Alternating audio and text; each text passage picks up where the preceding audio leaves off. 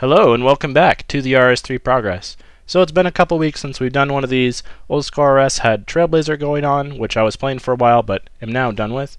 And then there was also Finals Week, which just wrapped up, and final projects were insane this year. But I am back on track, I'm playing RS3 again, and I have some updates for y'all. And, of course, we have a new boss. And of course that was going to bring me back into playing RS3 and trying it out. So you will see some of that later on in this video, but I have some other clips to get to first. Okay, as we jump into the first few clips, I do have to give a quick disclaimer. These clips are old. This was, I think, recorded back during the Double XP weekend, which was like mid-November, and it's now mid-December. So yeah, whoops. But back during that time, I went on a Virago trip with some buds, and they allowed me to get some reps in doing the base tank role, which is something I have not done before. But I have been learning it. Getting Drygores and getting some decent melee armor offered an opportunity to start basing, which I have started doing, and it's a lot of fun. I enjoy doing roles a lot more than just standard DPS. I think they're more fun and more engaging. And of course, doing Virago, even if it's non-optimal and we're getting bad kills because I don't know how to base, it's still really good profit. It's time for some archaeology gains once again. I've got a bunch of artifacts. I even have more in my bank to withdraw, and we're really close to level 80. So let's see if this can get us all the way to 81. Okay, this should be the first level coming in. That's 80 archaeology, and that is also an 80 in all skills. So that's going to be a broadcast message. Cool. 2 more of these milestones to go, just 90 and 99. So we're getting close. Okay, we didn't exactly get all that close to 81. However, the nice thing about this is I think there's a new dig spot at 80, and normally you have to get... Oh, maybe not. It's just Bane Maddox. Okay, well, I was assuming we'd have new stuff to dig up now, but at the very least we get a Maddox upgrade, and it's just going to be going back to the exact same spot that I've been camping already. I think what's messing me up on arc training, because this has happened a couple of times at this point, is it says, like, for this level range it's 76 to 80, so I think that at 80 it's done, but in fact they mean through 80 because the next dig spot that you go to isn't until 81. So this probably means the next dig spot isn't until 83. So I'll just have to get used to that. Okay, I'm here because I'm ready to turn in the first mystery at the Warforge. Normally I'm a big fan of the graphics in RS3, but like, what the hell, man? What is this? Maybe I'm just noticing this now, but each individual eye is like bigger than my entire head. I think RS3 for the most part has a fairly realistic graphical style and tends to not stray too much into the like cartoony World of Warcraft version of graphics, but I think Zanuck is probably definitive proof that at least one designer at Jagex is an anime fan, and the directive team finally just threw up their hands and said, yeah man, go to town. This is your moment. Okay, time for another day of not doing double XP and PVMing instead. I'm going to enable group assignments. I don't know if I'll regret this, but let's try it. I've been doing more and more group bosses lately. I just want to see if we can get something good. I had to skip a couple of times just because the first 2 weren't great. DK's, at least it's fast. Well, there's my first drop back at Nex. We just got P-Chaps in a duo. How much are those worth now? 14 mil. Okay, well 7 mil split. That's not bad. Okay, this is the last kill of the instance. Camera on, see if we get anything good. And if we do, it'll just be broadcast. Unfortunately, no, but I think we still made good money even with just the 1 drop. Okay, the Pernix Chaps actually sold for 14.5, which I think is over mid. I'm surprised at that, based on the Double XP weekend. And it looks like the total loot for the hour comes out to about 11 mil. We got the split, and then we got a drop of Onyx Bolts as well. Okay, here it is. Finally, we're getting this level 81 archaeology. This means I get to move on to the next dig spot. And one thing I also started doing is I have some charges in my Silverhawk boots. I have like, I guess I had almost full Silverhawk boots when I came back. So I just slapped those on because I want to take advantage of this DXP that I'm really struggling to use up. Okay, so those artifacts I just restored must have been enough for me to get Associate, because I didn't actually know that this was going to happen, but she had an arrow pointing over her. We were stuck on that restore 250 artifacts or whatever for a really long time. I got all the other qualifications done a long time ago, but that one was kind of a doozy. So I'm not sure what we unlock at Associate, I guess is the rank here, but there is probably going to be some sort of perk from the monolith unlocked. Oh, there we go, there's the full list. Increased research team size, new assistants. Oh yeah, the Associate rewards. Some of this stuff is going to really speed up archaeology. Unfortunately, I haven't really shown this off yet, but as far as our relics go, the Font of Life is the only main one I really want, and then the Unexpected Diplomacy might be nice if we ever have to work on the Menephos reputation. I guess we'll have to, because you need Menephos reputation to do some of those quests. But I don't have that one activated as of yet. We're now faced with a really tough choice.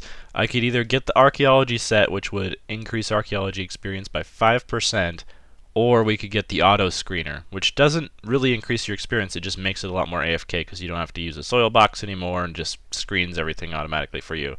This is a really tough one. I hate having to like deposit all of the soil, which I do because I don't know. But at the same time, 5% extra XP would be really nice too. And of course you could buy Chronotes, but I just price checked it and it's about 10.5 mil for the 50k Chronotes to buy the set. And I'm a little short, I'd have to sell some stuff. Okay, I just committed to one. I'm getting the Arc set. I think the extra XP is going to be really, really nice. And then we'll come back for the auto screener either when I have some more money to buy Chronotes, or when I have some more Chronotes from turning in sets and doing collections and all that. So I just realized something strange about the soil box. I'm only supposed to hold up to 100 soils in it because I haven't gotten the upgrade yet. We are definitely well past that, just because we split it into 2 different ones, which doesn't make any sense. These soils are all roughly the same amount of mass, judging by what they look like in your inventory. My best guess is there's got to be like 6 different compartments in this box labeled for each of the different type of soils, and your character is like, well, I know I have tons of space, but there's no way I can put aerated sediment into the one that's exclusively for ancient gravel. Can't do that. That is some classic video game logic for you. Okay, now we can move into some stuff that was done a little bit more recently. Double XP weekend is well over at this point. I did start working on some archaeology again when finals week was coming up, and I was studying and working on final projects and stuff just because archaeology is a really nice, easy skill to pair with that. So the first level that we got is 83, which is really nice because that unlocked a debris pile that you could clear within the Warforged dig site. So that unlocked a new area for us.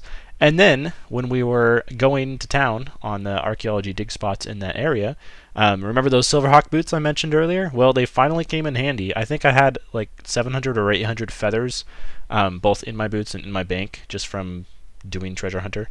And it finally paid off because we ended up getting an agility level here. So 113 sounds high, but it's actually only the halfway point in XP to 120. So if agility ever becomes a 120 skill for some reason, or if we just want to go for that sexy cape, we are only about halfway there. But I did collect a bunch of Chronotes just from doing some more archaeology and turning in collections and stuff. So I know earlier I decided to go for the screener, but I kind of changed my mind on that just because it does make things more AFK, but I also was getting really annoyed because I kept running out of space in my bank. So upgrade the storage box, and then I also got the Matic Precision upgrade just because that means that you earn things to disassemble faster. And I was getting I'm just constantly running out of materials for invention, especially the ancient ones that you get from disassembling artifacts. It just seems like you can never have enough of those. So I went ahead and I unlocked that ability instead. And then also I had some stuff to turn in just from completing mysteries and stuff. We have 3 monolith powers to unlock. 2 of these powers actually seem pretty helpful. One of them is you take less damage when you fall below, I believe, 50 or 25% HP, which would be nice for PVM, especially for Raksha. Actually, that might come in handy. Another one that I unlocked that initially didn't seem all that useful, but I actually ended up equipping, was the one that prevents your herbs from dying and also your mushroom patches from dying, just because I have it happen fairly often, and I do use the mixtures that regrow your herbs. It's like an invention item that you can use on the herb patch, and they just regrow it even if it's dead. Saves a lot of money on the very expensive spirit seeds. But however, it still wastes time, even if you use that. So I, just for the sake of, I do a lot of herb runs and I do a lot of mushroom patch runs. So I was like, for now, while I have the monolith power space, I might as well just turn that on. Save myself a little bit of time and money with herb runs, and just make things easier for myself while I'm not doing a ton of PVM anyway. So right now we are just at the 250 monolith power, and to unlock more I do need to send off a research mission, which I can do now that we have associate unlocked. I've just been forgetting and neglecting to do it. I also wanted to show off my clam. I think I did this last month and I neglected to show it at all, but our reward was pretty bad, but it's still worth doing. And then also, we got a Harlequin cow from player-owned farms, which is something that I had to circumnavigate when I was doing the mystery in Archaeology. I ended up having to get a chocolate, vanilla, and strawberry cow because I could not buy a Harlequin cow at the GE because the price was just insanely high. I also finally was able to obtain some dragons, and I'm growing them. Still am, actually. At this stage, I'm gathering produce because I'm not quite aware that these are not elders yet. But I am going to continue growing those until they're elder dragons, and then start breeding them. So now I'm showing off my Dailies tab. So I am going to sell a lot of this. And the reason why is because we were really, really short on cash. We had like 0, basically, to spend. And I wanted cash for a variety of things. The main thing is just it's nice to have a cash pile because it means you don't have to sell anything for quite a while. Like once I need to buy more spirit seeds, usually that's like a 15-20 mil investment if you want to buy 150 250 of them to have a large stockpile. But also it's just really nice to have money for things like whenever we eventually get into having to pay for deaths at Raksha and also for augmenting gear and stuff. I do have another gear upgrade that I do want to get, however we're still a little bit short on funds for now, so we're going to have to continue working on that.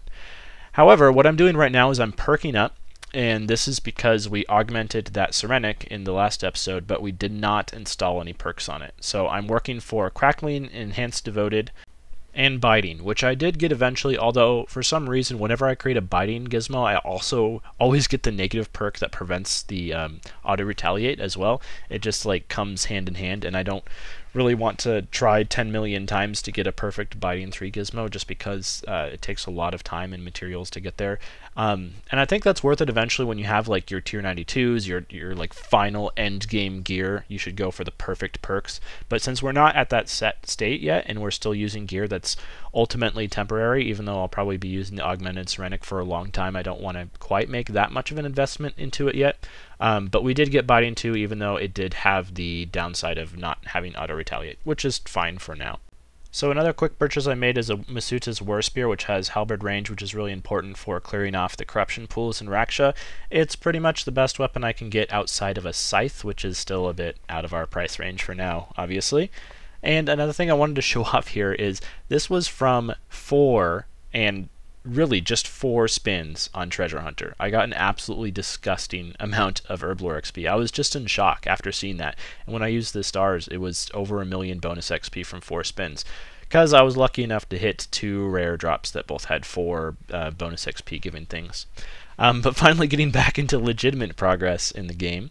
I got another arc level here after I turn in this daily challenge, and this is going to be 84, which is nice because I think that unlocks yet another spot to dig at and more stuff to check out.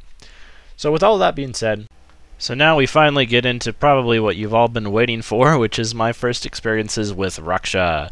So I was not able to kill Raksha during the first week after it was released, which was because of finals, so that was a little bit unfortunate that I missed the first initial craziness when no one is knowing what's going on and everyone's racing for the first kill. But it was also kind of nice because just a week after release, Raksha was actually nerfed. So the damage that it does via auto attacks, if you miss prayer switches, at least at low and rage, was reduced by quite a bit. I don't know how much the damage was initially, but people were saying you got hit for like a 5 or 6k if you missed a prayer switch, and now it's probably more like a 3k. So that was reduced by quite a bit, and then also the damage from rock falls. I heard that used to be about 6k as well if you were hit by a rock fall in between phases, and that's been reduced, and it's probably more like a 3 or 4k or so now of typeless damage, so you can't avoid it. So what we're going to be going into now is my best attempt so far. So is this going to result in a kill? I have to be honest with you, and the answer is no. I have not gotten a solo Raksha kill yet. So I went at Raksha for about half a day or so, probably not even that long, for a few hours, with the time that I had available earlier this week. And I did a fair few attempts. So you'll notice a few things. First of all is I am using Revolution, and the reason for that is because I tried a couple kills trying to do an ability rotation while also prayer switching, and I have to be honest, I'm just not there yet. unfortunately, years and years of terrible PVM habits and using Revo at racks and being lazy and stuff have resulted in the fact that I am really bad at like multitasking and doing things like prayer switching and using abilities at the same time. So hopefully we'll get there in the near future. But for now, at the very least, I am using Revolution, at least until I can get kind of some of the mechanics down. And also a couple other things that are, I think, kind of missing that would really help is getting Bladed Dive. I've seen a lot of people using that ability to clear off the corruption pools. That seems like it would help a ton. I currently don't have it, however, it's nice not just at this boss, but for a lot of places in game. So that should probably be a goal to work towards. And then also tier 90 weapons for the increased accuracy and damage would be a huge help as well. So those are a couple things to possibly work towards, in addition to, I mean, the main thing is really just increased more practice and getting better at the boss. And that is something that will only come through more time and more experience. So for some initial thoughts on Raksha, it is definitely a challenge that I was not fully prepared for. Of course, like all of you, I heard that this boss was really hard. There were people on Reddit, friends of mine, who are in max gear and much more experienced PVMers than I, and were taking, you know, dozens and dozens of tries to get their first kill. However, I was like, you know what else? People said the same sort of thing when Rax first came out, that Rax was really hard and people struggled and took hours and hours to get their first kill, and Raxor wasn't that bad. But unfortunately, I was definitely wrong. Raksha is a significantly more difficult challenge than Rax was at release, at least in my opinion.